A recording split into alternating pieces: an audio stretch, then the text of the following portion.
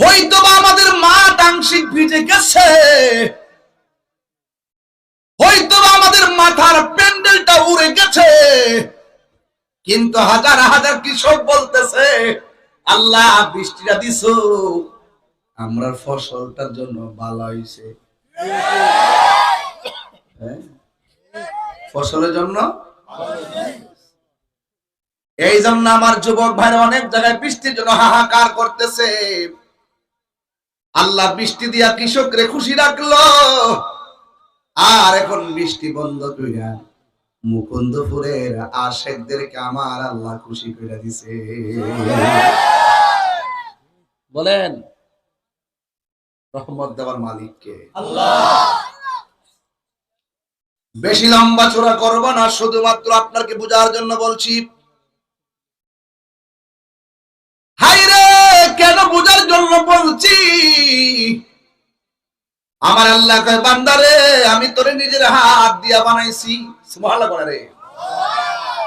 এত বড় আসমান বানাইছে, কোনো খুঁটি আছে? কথা না, কোনো খুঁটি নাই। এই মাহফিলের সামিয়ানা যেমনে বাতাস উড়ে গেছে, কিয়ামতের আগে এই আসমানটা ভাঙ্গা লন্ড বন্ড হয়ে যাবে, টুকরা টুকরা হয়ে যাবে। ইজা সামাউন ফাতরাত, আকাশটা বিদীর্ণ হয়ে যাবে। ওয়া ইজাল কাওয়াকিবু তাসারাত, নক্ষত্রগুলো খুলে খুলে পড়ে যাবে। ওয়া ইজাল কুবুর বুসিরাত, কবর থেকে সব বেরিয়ে যাবে। ওয়া ইজাল বিহারু ফুজ্জিরাত, নদীর মধ্যে সুনামি শুরু হয়ে যাবে। কথা একটাই, কুল্লু মান আলাইহা ফান ওয়া ইয়াবকা ওয়াজহু রাব্বিকা যুল জালালি ওয়াল ইকরাম।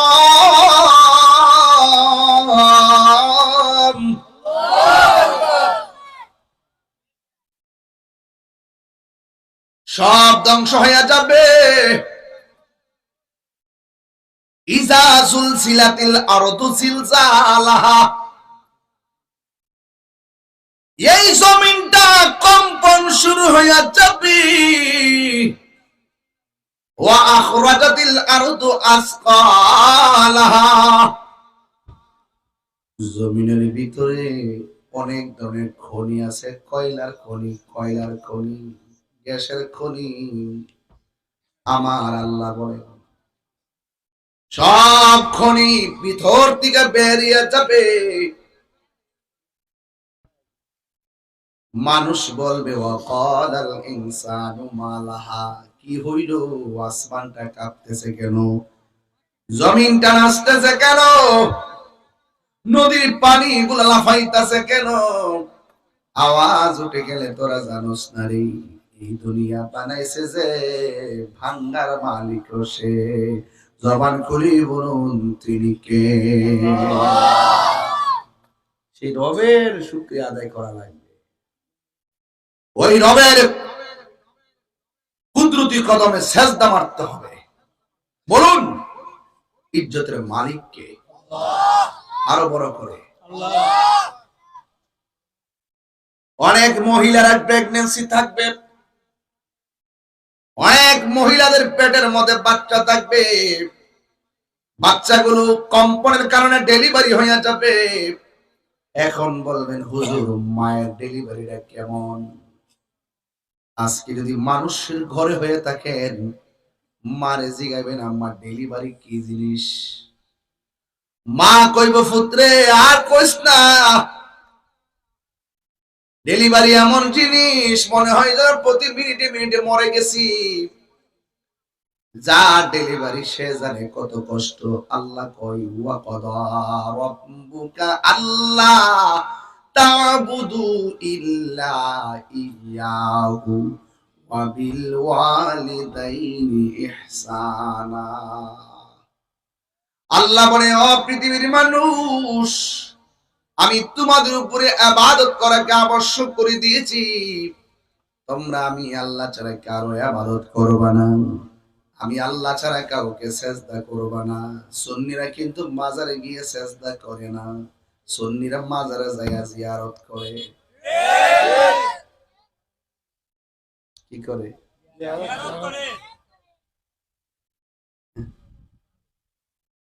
জিয়ারত করি আমরা, হ্যাঁ আমরা কামড়ে পূজা করি। কিছু লোক কেমন আসেনি, গায়ে ফেরা ট্যাগ লাগাই দেয়, আমরা করে জিয়ারত, এরা আমরা পূজা করি। পূজা কি মাজারও না মন্দিরও? তো মন্দিরে পূজা না লাগাই দিছে মাজারের ভিতরে। জিয়ারত যারা পূজার সঙ্গে তুলনা করে, হেরার ইমান কি আছে না গেছে? কই গেছে? গোড়ায় মন্দিরে গেছে।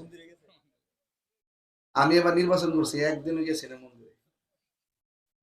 একদিন জন্য হিন্দুদের উৎসব গেছি না, প্রায় মিনিমাম ওই সময় পূজার খেলা চলছিল, এরা কিন্তু পূজা উৎসব ছিল ওই সময়, আমি কিন্তু গেছি না। আমি গেছি এই জন্য যে হেরার পূজা এরা করবো, আমরা মাহফিল আমরা করবো, এরা ডিস্টার্ব করা দরকার আছে? আমি করতেছি তো মনে করেন ওই কিছু কিছু লোক আছে তেমন সময় যা মন্দির মন্দির ভাড়া দিবার লাগে, এরাও কইতে কইতেছে ভাড়া দিবার লাগে, আমরা আপনার মন্দিরে চুরি করবার লাগে নাকি? একটা কথা মনে রাখবেন, লোক দেখেন না, যা করবেন বিপদ আইব। আমরা লোক দেখেন না কিছু না। আমি মনে করি দেশটা সবার। এই দেশে হিন্দু মন্দিরে যাবে, বৌদ্ধ পেগোড়ায় যাবে, খ্রিস্টান গির্জা যাবে, মুসলমান মসজিদে যাবে, কারো জায়গায় কেউ যাবে না। সামঞ্জস্য রেখে আপনি ওয়াজ করেন, বলেন, তাদেরকে ডাকেন, আইনা বসেন এক জায়গায়। আমার ওয়াজের মধ্যে আইসা যদি, ওনার আইসা যদি কথাবার্তা বলে, আমরা তো মজা হারে, আমাদের ওয়াজটা আপনারা আপনারা করেন, আমরা করি, দেশটা সবার। সর্ব কথা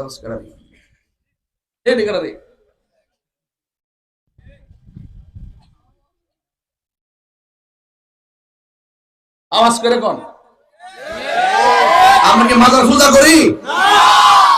এটা কই লোক লাগা? আমরা কি পূজা করি? এইভাবে ইসলামের ভিতরে ভাগ করতে করতে করতে করতে শেষ পর্যন্ত শেষ করে ফলাইছে। কথা বলেন ঠিক? আল্লাহু আকবার, নারে রিসালাত, ইয়া রাসূলুল্লাহ, ওলি আল্লাহ শত্রুরা, হুশিয়ার সাবধান, হুশিয়ার সাবধান, ওলি আল্লাহ শত্রুরা, আল কোরআনের শত্রুরা, হুশিয়ার সাবধান, নারে তাকবীর, আল্লাহু আকবার। আপনারা কি সব একসাথে আছেন? আমি যেটা এটাকে আপনি বিশ্বাস করেন না? আপনারা সত্যি করে কোন, জিয়ারত করা কি হারাম না সুন্নাত? আমার বাপের কবর আমি জিয়ারত করুম, নানার কবর জিয়ারত করুম, দাদার কবর জিয়ারত করুম, শাহজালালের রওজা মোবারক জিয়ারত করুম, শাহপুরের রওজা জিয়ারত করুম, গোলাপ শাহ জিয়ারত করব, আমার শাহ জিয়ারত করব, গরিবুল্লাহ শাহ জিয়ারত করব, মিসকিন শাহ জিয়ারত করব, আর শাহ আলী মুক্তাদির জিয়ারত করব। আমাকে হারাম বলার, পূজা বলার তুমি কেডা? আমরার কথাগুলো কোট করে না, আমাদেরকে মাইনাস ফর্মুলা রাখা হয়। এই দেশে 65% তরিকাপন্থী সুন্নি মুসলমান। আমরা ভোট নিয়ে এমপি মন্ত্রী হয়, আমরার কথা কেউ কয় না। দুয়া লোক আর যারা মাজার বাঙ্গার কথা কয়, বুঝবাইন? আমরা গ্যালারিতে আছি,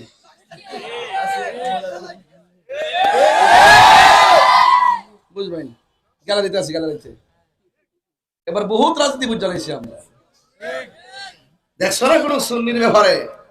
হ্যাঁ, যে বেটা লাঠি বাইরে মাল, এই দেশে যত উঁচু কবর আছে লাঠি মেরে ভেঙে দেওয়ার দরকার। হে বেটার দোয়া লো। আপনি কার দোয়া লইছেন? আপনি যার মাজার জিয়ারত করছেন বাবা শাহজালাল, ওই শাহজালালের মাজার যে ভাঙ্গার কথা বলে, আপনি তার হাতের দোয়া নেন। শনি আছে, শনি জানাই দিয়েন। নেতা থাকলে কেউ বুঝাই না যে জানাই দিয়েন। আমরা গ্যালারিতে আছি, এই দেশে ওলি আল্লাহর বিরুদ্ধে অবস্থান করে কেউ থাকতে পারবে না। তাদের উপরে বিপদ আসবেই, আসমানি গজব আসবে।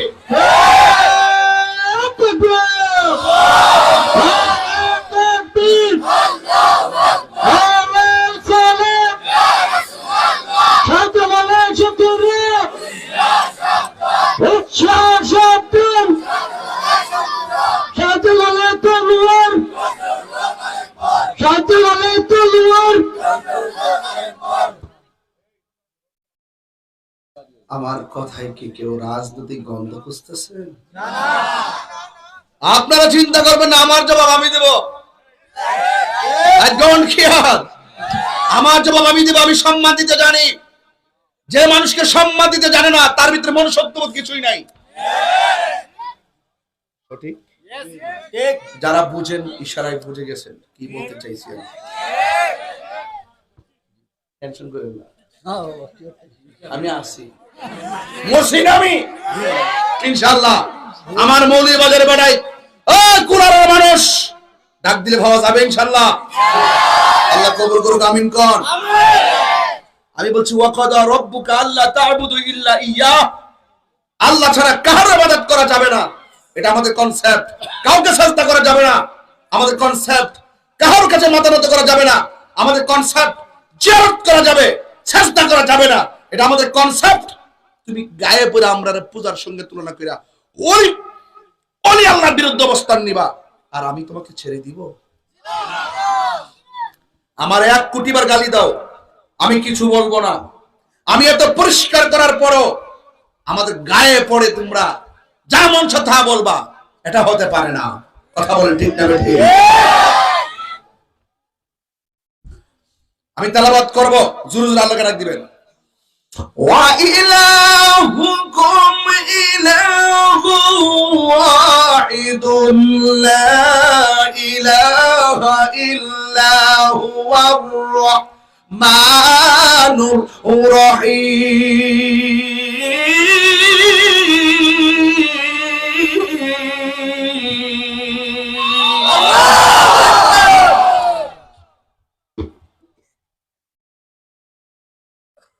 আল্লাহ রাব্বুল আলামিন বলে আমি আল্লাহ হইলাম একজন, আমি আল্লাহ ছাড়া কোনো ইলাহ নাই।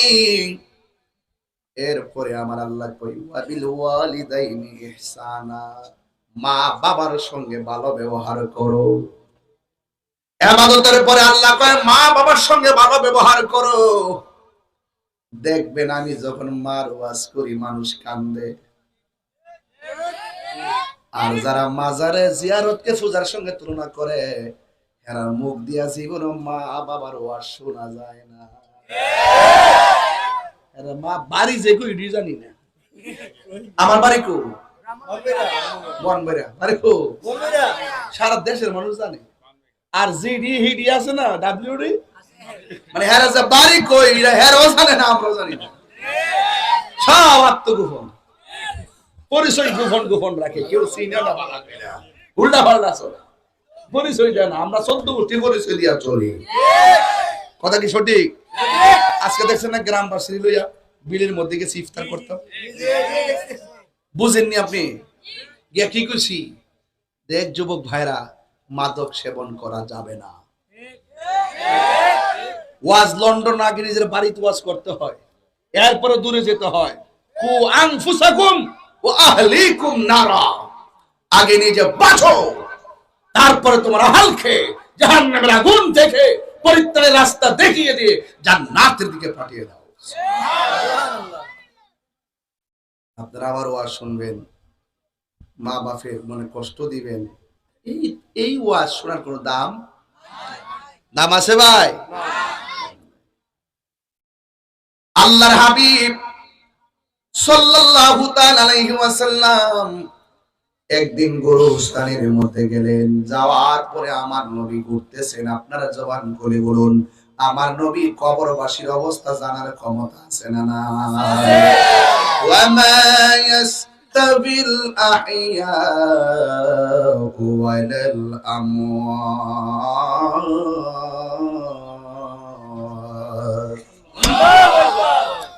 আল্লাহ রাব্বুল আলামিন বলেন যারা মুর্দা যারা জিন্দা এরা কোনদিন এক হতে পারে না। ইন্নাল্লাহা ইউসমিউ মাইয়াশা, আল্লাহ যারা ইচ্ছা করে তারে কবরের আযাব দেখার সুযোগ দেয়। আপনারা জবান খুলে কোন আমার নবী কবরের আযাব দেখার ক্ষমতা আছে না না? আছে। আমার নবী কবরের আযাব দেখার ক্ষমতা আছে। নবী আমার গুরুস্থানে গেল, যাওয়ার পরে আমার নবী কবরের দিকে তাকালেন। নতুন গুরুস্থান, কবর সব গনা বাসা কয়েকটা কবর হবে। মিনিমাম যে কবরগুলো আছে সব দেখা যায় উঁচা উঁচা। ওই মুহূর্তে আমার নবী একটা কবরে তাকায় একটা মুস্কি হাসি মারলেন, আর একটা কবরে তাকায় নবী মুস্কি হাসি মারলেন, আর একটা কবরে তাকায় নবী মুস্কি হাসি মারলেন। আবার সাহাবায়ে কেরাম জিজ্ঞেস করে, ইয়া রাসূলুল্লাহ, ইয়া হাবিবাল্লাহ, নবী গো, ও মায়ের নবীজি, আপনি যে কবরের দিকে তাকালেন, তাকায়া তাকায়া কেন আপনি মুস্কি হাসি দিলেন? ইন দি মিন টাইমে আমার নবী, আপনার নবী বলেন, ও সাহাবী, আমি তাকায়া দেখলাম প্রত্যেকটা কবরবাসীর কবরের গায়ের নিচে, বোর্ডের নিচে আমার আল্লাহ জান্নাতের বিছানা বিছায়া রাখছে। আমার নবী দেখার ক্ষমতা আছে না নাই? এই শান বললে অনেকের পছন্দ হয় না, এই শান বললে অনেকের পছন্দ হয় না, কিন্তু যারা আশিক রাসূল তারা শান শুনলে বড় ভালো লাগে। কথা কোন ঠিক কিনা? সোনার মদিনা বহু দূরে, কিন্তু মদিনাওয়ালা আমার অন্তরে। আসিনি অন্তর, আসিনি আমার অন্তর জুড়ে মদিনায় আছে রে, অন্তর জুড়ে আছে রে, ওই মদিনা কেমনে যাব মনে মানে না রে। যে দিয়েছে একবার সোনার মদিনা, তাহার মনে আর কোনো দুঃখ রইল না। যে গিয়েছে একবার সোনার মদিনা, তাহার মনে আর কোনো না, তাহার মনে আর কোনো দুঃখ রইল না। আমার অন্তর জুড়ে মদিনায় আছে রে, অন্তর জুড়ে মদিনায় আছে রে, ওই মদিনা কেমনে যাব মন মানে না রে। রাসূল তুমি শোনো গো, শোনার ক্ষমতা আছে? রাসূল তুমি শোনো গো আমার ফরিয়াদ, চুমুকেতে বাড়িয়ে দাও নূরানি হাত। রাসূল তুমি শোনো গো আমার ফরিয়াদ, চুমুকেতে বাড়িয়ে দাও নূরানি হাত, চুমুকেতে বাড়িয়ে দাও নূরানি হাত। আমার মনে কান্দে রে, প্রাণ কান্দে রে, মনে কান্দে রে, প্রাণ কান্দে রে, ওই মদিনা কেমনে যাব মনে মানে না রে। জোরে জোরে কি আল্লাহু আকবার বলা যাবে না? আমার যুবকরা গজলটা শুনতে কি খারাপ লাগছে? নাচের আসর শুনলে কি খারাপ লাগে? ওরা পাঙ্গিল একদম কাছে বসে আমার দেখার জন্য, সামনে বসলে তো মাঠটা পুরা হয়ে যেত। এরপর কাছে যেহেতু এসেছে, ফেলবো কোথায়? বলো, নাচের আসর শোনা নবীর সাহাবীদের সুন্নত, নবীর সুন্নত। নাচের শোনা কি নবীর সুন্নত, আর নাচ রাসূল বলা হলো সাহাবায়ে কেরামের সুন্নত। কথা বলেন ঠিক না ঠিক? নাচ রাসূল কি ভালো লাগে? এই গজলটা যদি আমি চট্টগ্রাম গাইতাম তাইলে কিন্তু এই সুরে গাইতাম না। বলবো কোন সুরে গাইতাম? বলবো সোনার মদিনা বহু দূরে, কিন্তু মদিনাওয়ালা আমার অন্তরে, কিন্তু মদিনাওয়ালা আমার অন্তরে। আমার সাউন্ড বেড়েছে, আপনাদেরও বেড়ে গেছে, এটাই নিয়ম। আমার অন্তর জুড়ে মদিনায় আছে রে, অন্তর জুড়ে মদিনায় আছে রে, ওই মদিনা কেমনে যাব মন মানে না রে, ওই মদিনা কেমনে যাব মন মানে না রে। ঠিক না? শান্তি লাগছেনি? এখন বলুন তো, আল্লাহ আমার রাসূল কবরের আযাব দেখার ক্ষমতা আছে না নাই? নবীকে সেই ক্ষমতা দিয়েছে কে? আল্লাহ। আমার রাসূল আজকের মাহফিলে আশিকদের অবস্থা দেখার ক্ষমতা আছে না নাই? এই বিশ্বাস কার কার আছে? দুই হাত তুলে দেখা যাবে ইনশাআল্লাহ। নারায়ে তাকবীর, নারায়ে রিসালাত, আহলুস সুন্নাত ওয়াল জামাত, কোরআন সুন্নাহর আলো, কোরআন সুন্নাহর আলো। একটা জবানও বন্ধ রাখবেন না, মহব্বতে মায়ার সুরে বলুন সুবহানাল্লাহ। আল্লাহ রাব্বুল আলামিন বলেন, তোমরা মা বাবার সেবা করো। রমজান মাস চলতেছে, এই জন্য ওয়াজটা করা লাগতেছে। এমন মুকুন্দপুরে এমন সংসার আছে, সন্তান বিল্ডিং করে বসে 8 প্রকার আইটেম দিয়ে ইফতার করে, আর মা দুঃখিনী ভাঙ্গা করে শুধু পানি দিয়ে ইফতার করে। এমন সমাজে চিত্র দেখা যায় কি যায় না? হ্যাঁ বন্ধু, আমার নবী আপনার নবী রাহমাতুল লিল আলামিন বলেছেন, রিদার রাব্বি ফি রিদাল ওয়ালিদাইন ওয়া সাখাতুর রাব্বি ফি সাখাতিল ওয়ালিদাইন। পিতামাতার সন্তুষ্টিতে আল্লাহর সন্তুষ্টি, পিতামাতার সন্তুষ্টিতে আল্লাহর সন্তুষ্টি। এই জন্য একটা যুবক একটা মেয়ের প্রেমে ফানা ছিল, যুবকটা মেয়ের প্রেমে পাগল ছিল। এবার ছেলেটা মেয়েটারে বিয়ের প্রস্তাব দিল। আমার দেশের ভিতরে অনেক ধরনের পরকীয়া আছে, আছে না নাই? এই পরকীয়ার কারণে গত কয়েকদিন আগে শুনলাম কিতা না কিতা হইলো, এটা না না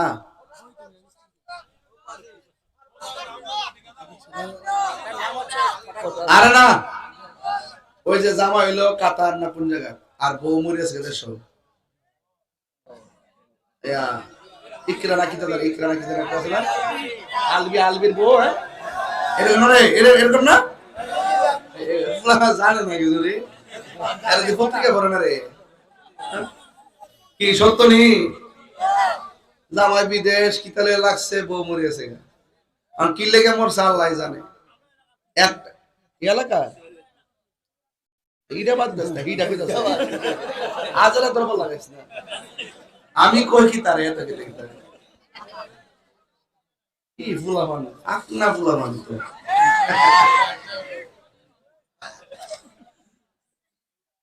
ওই যে হনবুচ্চুনি কিতা এটা তো মনে রাখবেন, হারামের মধ্যে আরাম নাই, হারামের মধ্যে আরাম নাই। ফুলামান প্রত্যেকটা মোবাইল চেক করলে দেখবেন শুধু হাই লেখা, হাই।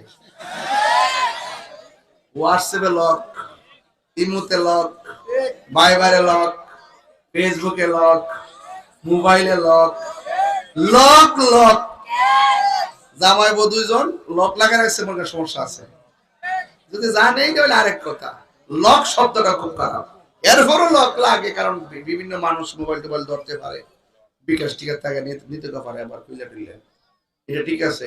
কিন্তু একটা কথা ভাই সাহেব, হারামের মধ্যে আরাম নাই, আরাম আছে।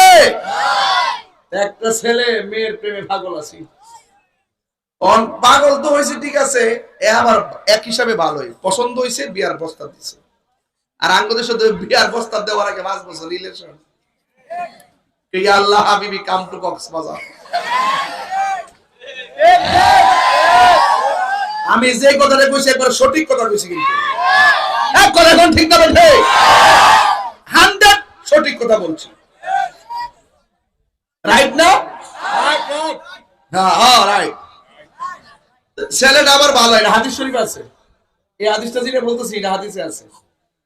তো ছেলেটা মেয়ের পছন্দ হইছে, সাথে সাথে বিয়ের প্রস্তাব দিছে। মেয়েটা সাথে সাথে বিয়ের প্রস্তাব প্রত্যাখ্যান করছে। ছেলেটা কয় আমি এত প্রস্তাব দিলাম, আমার প্রত্যাখ্যান করলো। পাশাপাশি আর একটা ছেলে মেয়েটার প্রস্তাব দিল, মেয়েটা রাজি হয়ে গেছে। এখন মেয়েটা বিয়ে বসেও গেছে। আমার ছেলেটার মনের মধ্যে একটা রাগ আনছে, রাগ আইন না কয় আমিও তো ছেলে, ও তো ছেলে, আমি কি দেখতে কম খারাপ নেই? আমি বিয়ে প্রস্তাব দিলাম, আমার সঙ্গে তার বিয়ে বসলো না, আরেক বেচারা আমার যদি দেখতে আরো নগণ্য, তার কাছে বিয়ে হয়ে গেল। এই কথা যখন দেখলো, দেখার পরে ছেলেটার মনে একটা একটা চিন্তা ঢুকছে শয়তানি, যে আমার জন্য অপছন্দ করছে, যা আমি মাইরা লাগবো। মেয়েটার ছেলেটা মাইরা লাগছে। এমন লোক আছে না নাই? এরপরে এই লোকটা নবীর এক সাহাবীর কাছে গেছে, যাইয়া ডাক দিয়া কই, নবীর সাহাবী গো, ও নবীর সাহাবী, আমি জীবনে এমন একটা গুনাহ করে ফেলেছি। কয় কুই গুনাহ করেছো আমার কাছে বলো। এমন হাজার গুনাহ আছে, বন্ধুও জানে না, বান্ধবীও জানে না, মাও জানে না, মাও জানে না, বাবাও জানে না, বন্ধু জানে না। এমন অনেক গুনাহ আমরা করে ফেলেছি। জবান খুলি বলুন, প্রকাশ্যে বা গোপনে, যে যত গুনাহ করুক না কেন, জানে একজন, জবান খুলে বলেন তিনি কে? আল্লাহর হাবিবের সাহাবী ডাক দিয়ে কয়, হে আল্লাহর বান্দা, তুমি কি এমন গুনাহ করেছো জীবনে তুমি ক্ষমার আশা করতে পারো না? এবার ছেলেটা ডাক দিয়ে কয়, নবীর সাহাবী, আমি একটা মেয়ের পছন্দ করে বিয়ের প্রস্তাব দিলাম, কিন্তু মেয়েটা আমার প্রস্তাবে রাজি হলো না। আমার চাইতে নগণ্য আর একটা ছেলে বিয়ের প্রস্তাব দিল, মেয়েটা রাজি হয়ে গেল। এরপর আমার মনের ভিতরে কষ্ট ঢুকে গেছে, আমি মেয়েটারে খুন করে ফেলাইছি। এই জন্য আমি যে গুনাহ করেছি আমার ক্ষমা আসেনি। আমার মনে হয় আমার এই গুনাহ কোনোদিন ক্ষমা করা হবে না। ওই সাহাবী ডাক দিয়া কয়, হে আল্লাহর বান্দা, তুমি এত বড় গুনাহ করেছো, তবে আমি তোমার কাছে জানতে চাই, তোমার আম্মা দুনিয়াতে জীবিত আসেনি? সুবহানাল্লাহ না? তোমার আম্মা দুনিয়াতে জীবিত আসেনি? ছেলেটা বলে, না না, আমার আম্মা দুনিয়াতে জীবিত নাই।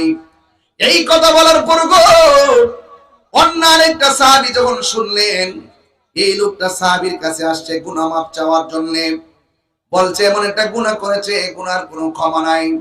অথচ সাহাবী তারে বলার দরকার ছিল 5 ওয়াক্ত নামাজ পড়বা, রোজা রাখবা, আল্লাহর কাছে তওবা করবা। এই কথা না বইলা কেন বলছে তোমার মা দুনিয়াতে জীবিত আসেনি? ছেলেটা ডাক দিয়ে কয়, না না, আমার আম্মা তো দুনিয়াতে জীবিত নাই। এই কথা বলার পরে নবীর সাহাবী আরেকজন যাইয়া জিজ্ঞাসা করে, হ্যাঁ নবীর সাহাবী, আপনি ছেলেটারে সবক দেওয়ার কথা কি ছিল? অথচ আপনার সামনে ছেলেটা এত বড় অন্যায়ের কথা স্বীকার করলো, আপনি তাকে তওবার কথা না বইলা তার মা দুনিয়াতে জীবিত আসেনি এই কথা কেন জিজ্ঞাসা করলেন? বন্ধুরা রে আমার, ও মুকুন্দপুরের বাবা, ও কুলাউড়ার বাবা, রবির বাজারের বাবা, ওই মুহূর্তে নবীর সাহাবী জিজ্ঞাসা করে তার মার কথা কেন জিজ্ঞাসা করলেন? ওই সাহাবী ডাক দিয়া কয়, আমি নিজের কানে শুনেছি আল্লাহর হাবিব সাল্লাল্লাহু আলাইহি ওয়াসাল্লাম আমারে বলেছেন, পৃথিবীর মধ্যে কোন সন্তান যদি অন্যায় করে, কোন অপরাধ করে, এই পৃথিবীতে একটা মানুষ আছে যেই মানুষটা নিঃস্বার্থে দোয়া করে সন্তানের জন্য। এই সন্তানটা যে অন্যায় করেছে, তার মা যদি বেঁচে থাকতো আর তার মা যদি আল্লাহর কাছে কান্নাকাটি করে কইতো, আল্লাহ গো, আমার সন্তান বুঝে নাই। এই পৃথিবীর মধ্যে একটা মানুষ আছে দোয়া করলে কবুল হয়ে যায়, বদদুয়া দিলেও কবুল হয়ে যায়। ওই মানুষটার নাম হলো জনম দুঃখিনী মা, জনম দুঃখিনী মা। এই জন্য আল্লাহর হাবিব বলেছেন, মা যদি সন্তানের জন্য দোয়াটা করতো, তাহলে এই দোয়াটা বড় কাজে লেগে যেত। এই ছেলের ভাগ্য অনেক খারাপ, তার মা দুনিয়াতে নাই, তার মা কবর দেশে চলে গেছে। এখানে অনেক মানুষ আছে গতবার সেহরির টাইমে মা রিংটোন শুনিয়া শুনিয়া সেহরির সময় সেহরি খাইছেন, মা একবার জায়গায় 3 বার ডাক দিছে, এরপর আপনারা সেহরি নিশ্চিত করেছে। এখন হয়তো রাত্র 12টা বেজে গেছে, কিন্তু এই 12টার টাইমে আপনার মা ঘুম থেকে উঠে গেছে। ঘুম থেকে উইটা আপনার মা রান্নায় বসে গেছে, রান্নায় বসে আপনার জন্য 2 ঘন্টা 2.5 ঘন্টা মন মতো রান্না কইরা সেহরিটা রেডি করেছে। আপনি কেমনে ভুলে গেলেন? খবরদার সন্তান, তাহিরির সামনে বৈশা ওয়াজ শুনবা। রমজান মাসে মার কাপড় কিনা দিতে মন থাকে না, রমজান মাসে মারে চাইলা টাকা দিতে মনে থাকে না, এই রমজান মাসে মারে একটু চিকিৎসা করতে মনে থাকে না। খবরদার খবরদার, পায়ে হাত দিয়ে বলি, আমার নবী আপনার নবী বলেন দুনিয়াতে একটা মানুষ দোয়া করলে সন্তান অনি হয়ে যায়, ওই মানুষটার নাম হলো জনম দুঃখিনী মা। ও বন্ধু রে, ওই মার দোয়ার মধ্যে কোনো স্বার্থ থাকে না। আজকে ঈদের বাজারে, রবির বাজারে গেলে এখনো দেখছি বাজার থমথম করতেছে, সব দোকান খুললা মানুষ কেনাকাটা করতেছি। 1টা 12টা বেজে গেছে, মানুষ দোকানে আছে। জিজ্ঞেস করলাম এত রাত্রে মানুষ কেন? কয় হুজুর রাত 3টা পর্যন্ত বাজার খোলা থাকে। এই যে ঈদের দিন আসতেছে, রবির বাজারে অনেক সন্তান কাপড় কিনতে যাবে, দেখবেন নিজের কাপড় ঠিকই কিনবে, নিজের বউয়ের কাপড় ঠিকই কিনবে, সন্তানের কাপড় ঠিকই কিনবে, কিন্তু মা বাবার কাপড় কেনার জন্য মনে থাকে না। বন্ধু, মা বাবার মুখে যারা হাসি ফুটাইতে পারে না, ওই লোকটার জন্য মক্কা মদিনা কেন কোনো লাভ হবে না। আপনারা জবান খুলে বলেন মা বাবার সঙ্গে ভালো ব্যবহার করা লাগবে। জবান খুলে বলুন ঘোষণা করেছে কে? আরে মা কেন এত দামি জানে না সকল, সবাই মা কেন এত দামি জানে না সকলে, জানতো যদি পড়তো দেখে কোরআন হাদিস খুলে। একটি হজের সওয়াব মিলে, একটি হজের সওয়াব মিলে, মাকে একবার দেখিলে। মা কেন এত দামি জানে না সকলে, বলো মা কেন এত দামি জানে না সকলে। 2টি বছর পান করালো মায়ের বুকের দুধ, কোলে পিঠে নিয়ে আমায় দিতেন কত সুখ। সেই মায়ের কষ্ট দিলে, সেই মায়ের খুদার আরো সটলে, মা কেন এত দামি জানে না সকলে, বলো মা কেন এত দামি জানে না সকলে। মায়ের প্রসবের কালে কত কষ্ট পায়, বেহুশ হইয়া পরে মায়ে আপন বিছানায়। মায়ের প্রসবের কালে কত কষ্ট পায়, বেহুশ হইয়া পরে মায়ে আপন বিছানায়। সেই মায়ের দুঃখ দিলে, সেই মায়ের দুঃখ দিলে খুদার আরো সটলে, মা কেন এত দামি জানে না সকলে, বলো মা কেন এত দামি জানে না সকলে। মা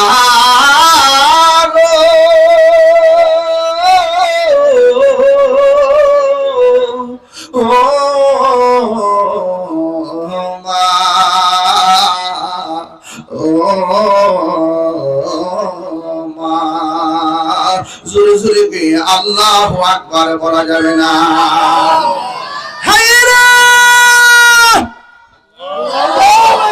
এই মুহূর্তে যার মা নাই,